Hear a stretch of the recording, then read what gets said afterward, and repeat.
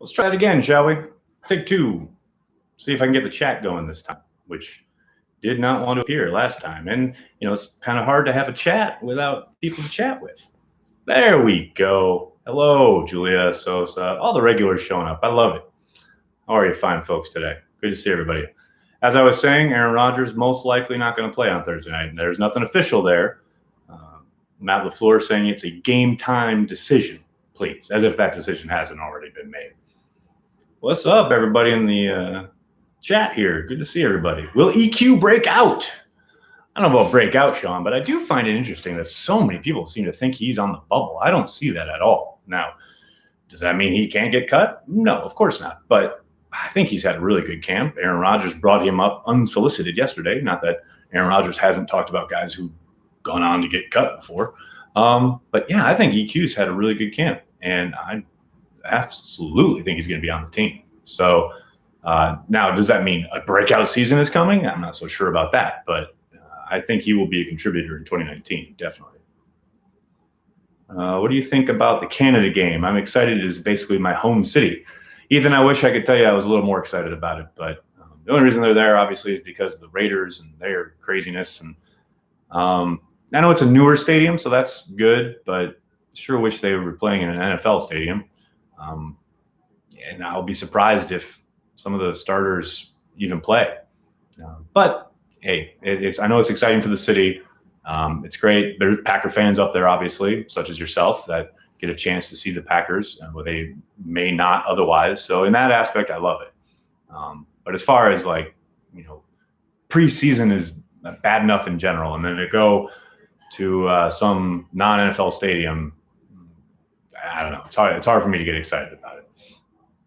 Do I think Reggie Gilbert is gone? I don't know about gone, but I definitely think he's on the bubble. He's a special teams contributor, though, which helps him. He hasn't had a ton of flash plays this offseason, but he has been steady.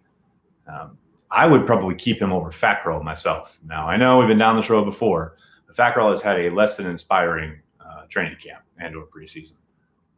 But I'm sure they'll keep him around because, we see last year he didn't have a very good summer, but he led the team in sacks in 2018. Obviously, you're not counting on that for 2019, but maybe they like him a little bit more than Gilbert, which would put Gilbert on the outs. Hope Moore recovers, but think it's time he gets cut. What say Lord Nag of House of Cheese? Yeah, I think Moore's a long shot to make the team at this point. I know he's had some good moments. He had a big catch yesterday, but way too much inconsistency, still struggling with drops here and there. And you just haven't seen it. You haven't seen the progression you'd like to see. And you've had a lot of other guys at that position, wide receiver and specifically, obviously, who have had really good summers. And you needed to see a lot more out of him. So maybe he lights it up on Thursday night and in that final preseason game, and that saves him. But as of right now, sitting here 2 days before the third preseason game, I don't see him on the roster.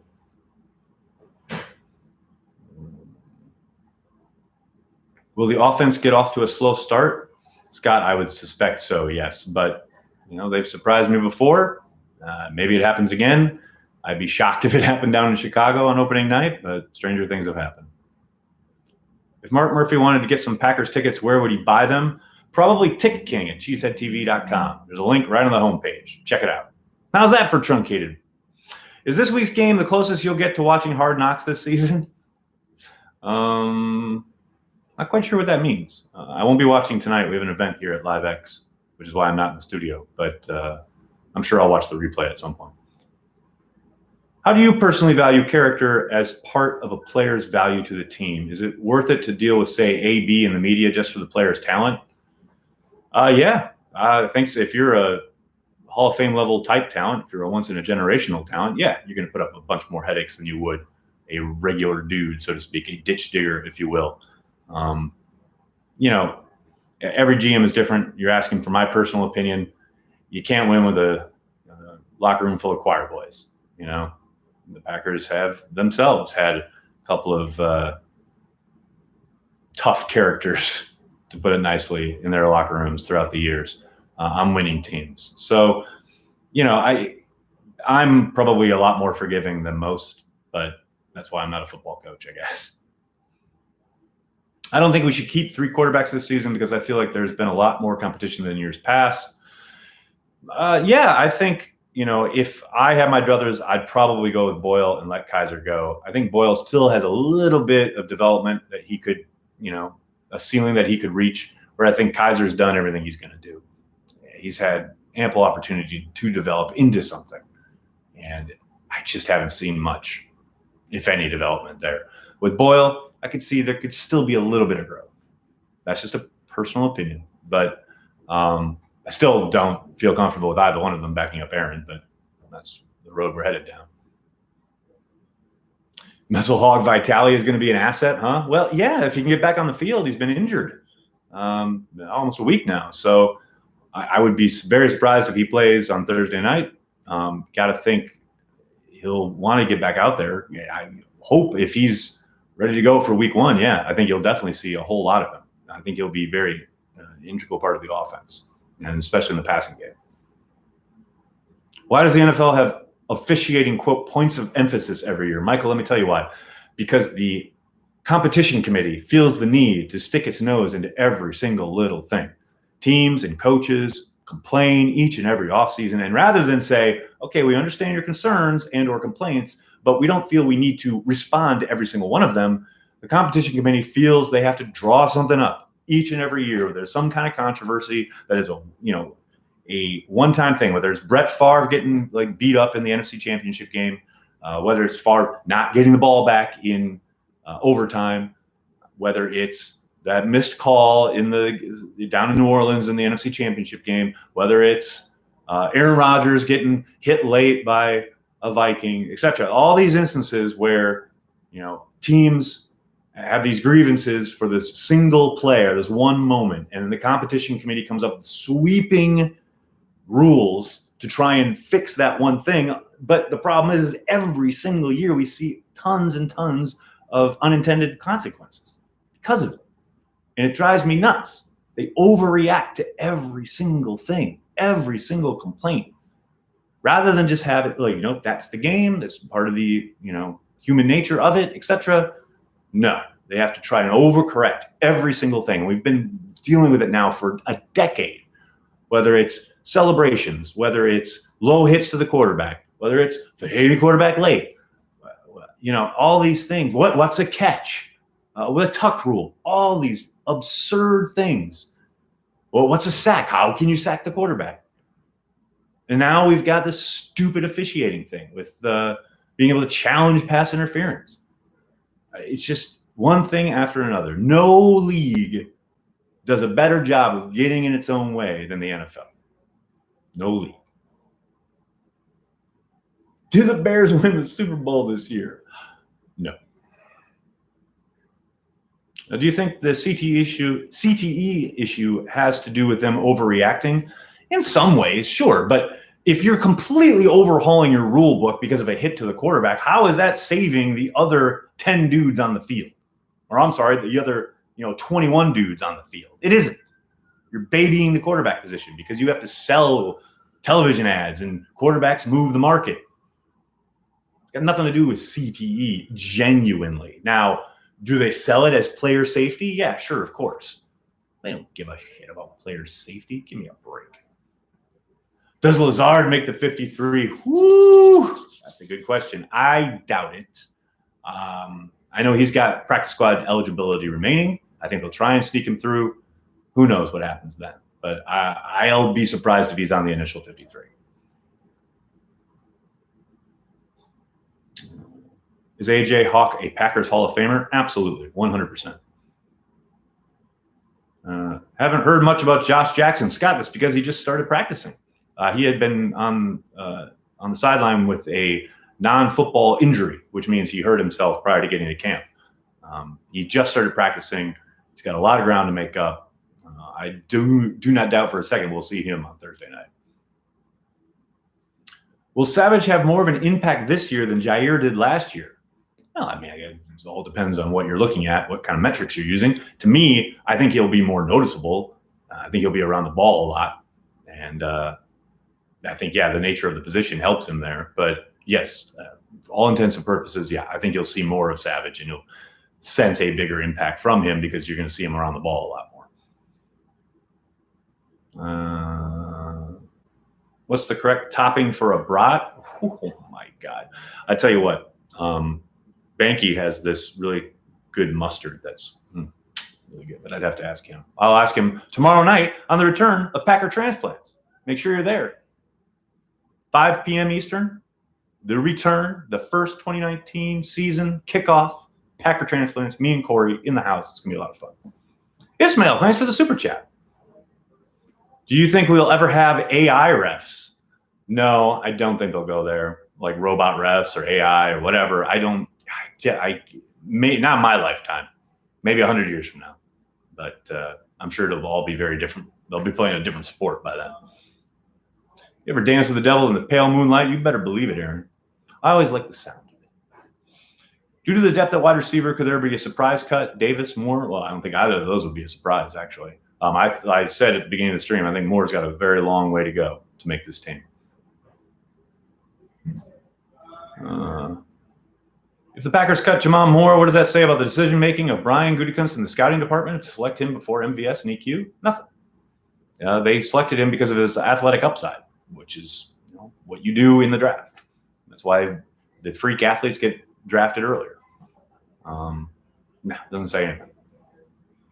Why are the Packers playing the Raiders this year?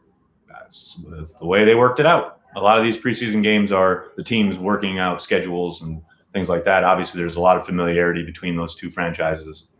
I'm not surprised. What about football mutants? There you go. Did you see the new ref cam? I did, Alexander. Fun idea. It was almost as fun as that shot of Sean McVay talking about the defense is live while it's happening on the sideline. That was cool. I like that. That was a lot of fun. At what point does Gutekunst stop developing a player? Duke, that's a really good question. I think we're about to find out. It's way too early in his tenure, obviously, to have too much, much of anything to go on. But now will be the construction of his second 53-man roster. We'll see how precious he is with his draft picks. I suspect much less so than Thompson was. What have you seen from the preseason that makes you most nervous about this year's Packers? Nothing, Dan. Nothing makes me nervous in the preseason. None of these results matter. You can glean certain things in one-on-one matchups. Obviously, there's things you don't like to see, like the tackling or lack thereof, or the defensive front getting pushed off the ball on last Thursday night. But none of it really means much. Don't ever forget, the Lions went 4-0 in the preseason prior to going 0-16. There are little things you can glean from play to play, but for the most part, sweeping generalizations, things that are making me nervous, nothing. Do coaches discuss playing time for their teams with each other before a preseason game? Not traditionally, Stephen, but you'd be silly to think it doesn't happen from time to time in regards to coaches that are friends, staffs that have parts where they know each other, like personnel people who've come from one spot and now work at the other. Like they'll talk and they'll hear things and inform the coaches, etc. But for the most part, there's not an official sit down conference call. Okay, this is who we're playing, etc. Stuff like that. Over under Rodgers 1 quarter next game. Amigo put me way under. I don't think he's going to play. Who is your new darling? Not Tony Brown or MVS? Kadar Holman, although he's been hurt. But I absolutely love this kid. I've loved him all camp, all summer. He's a guy who can play really sticky man defense, not afraid to stick his nose in there against the run. Physical guy. I really, really like him. Like I said, he's been hurt. Want to get him back out there. But I think the Packers, you're talking about, the personnel staff before, I think they really found a gem in Kadar Holman. Starter at left guard week 4. Ooh, Christopher, that's a good question. I'll tell you what, Elton Jenkins is not going away quietly. That guy is here to compete for a starting job. I think there's a shot he's there in week 1. I really do. Now we'll see how these next 2 weeks play out. But I think Lane's played well, but Elton's going to be tough to keep off the field. He's putting a lot of good tape together. Do you like that Pettin will be on the sidelines this year? Why or why not? Sly, it's funny. We have these conversations every summer. I don't really care where they coach. I mean, that's up to them, and they're going to do what they feel is best. Obviously, Pettine, I don't know if you heard the quotes from the podium the other day in regards to now he feels comfortable with the guys that he has up there to see the information that he likes, so he can operate on the sideline. We'll see how it goes. Maybe he switches it up in the middle of the season. Maybe he gets down there and realizes, I'm much more effective up in the box. He hasn't done this since his years in Buffalo. I think it was 2013 was the last time he was on the sideline. So we'll see how it goes. But as far as like, how do I feel about it? I could care less, really. Wherever he wants to be. Is next season starting right tackle currently on the roster? Will, I think it's Billy Turner, actually. It's no secret. And I said this summer when he signed to significantly more money than I think most people expected him to. There was a lot of talk about the Packers having overpaid, but I said at the time, and I'll say it now, I think it's pretty clear that they paid him with the intent of him playing right tackle eventually. There's no doubt they're already planning on it. They've run him there this past week with the starters at right tackle, with Elton Jenkins coming in at right guard. So, obviously they're planning this season in case Bulaga gets injured, but I think the plan will be to move him out there. That's just guesswork on my part, but it seems to make the most sense. Okay, I'll take one or two more, and then I got to jump. If you had to give up on King or Jackson to keep Holman, would you? No. Are we going to trade Josh Jones or cut him? TBD. I think there's a possibility one or either one of those things could happen. Yeah, Kadar, yeah. Let's see. Nags, could Lane Taylor be a surprise cut? I'd still be very surprised if they made that move, but you can't dismiss it as a possibility. I think offensive line depth is so precarious in the NFL. You finally get some depth. Don't just go then and cut a guy who started a bunch of games for you and is coming off definitely a down year, but can still play. I would hate that move, but I hated the Mike Daniels move, and they went ahead and did that. So, yeah, I'm going to say it's a possibility. It's not a move that I would make. All right, everybody, I'm going to have to jump. Thank you so much. Hit like, hit subscribe, tell your friends, tell your family. I'll be back tomorrow with the return of Packer Transplants, me and Corey Banke in the studio with a very, very, very, very special guest. So thanks a lot, everybody. Talk to you tomorrow. Have a great night.